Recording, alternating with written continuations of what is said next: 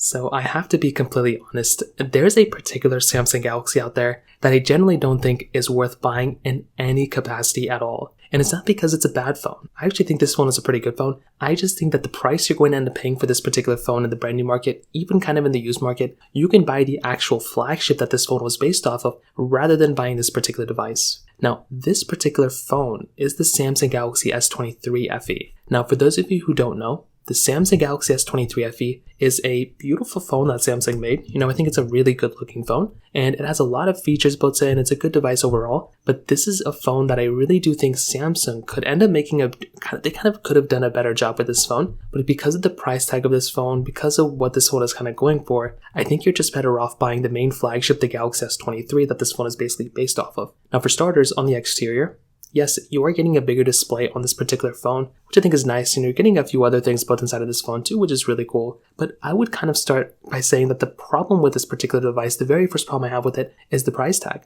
I think the price of this phone is just way too close to something like the Galaxy S23 in the used market. Like the S23 FE you can buy on Amazon for about $345. The S23, the standard S23, you can kind of buy that one for like not even that much more expensive than this one. So I kind of look at this particular device and that's how I kind of feel. I feel like, from that perspective alone, you might as well just buy a Samsung Galaxy S23 than the S23 FE because they're so similar in price. By going up to the S23, you're getting a few things. One, you're getting a more optimized chipset. I feel like with the Galaxy S23's 8 Gen 2, the Snapdragon 8 Gen 2 chipset that you had, I think that one is an overall better chipset that you can buy than something like the Galaxy S23 FE's Snapdragon 8 Gen 1 chipset. That is basically the S22's chipset, and if you remember, my issue with the S22, a lot of people's issues, not just mine, I was kind of defending the 8 Gen 1. A lot of people were having issues basically with the optimization of that particular chipset, the throttling, how hot those phones got. That is probably not the best look for these types of phones, and that in and of itself was another issue that a lot of people were having. So personally for me, that was kind of an annoying thing going on for this particular phone too, and for a lot of people, you might experience that problem as well. Now on top of that, I do feel like the features that you're getting on this phone are still very good, like you're still getting a great camera, great software and everything like that, but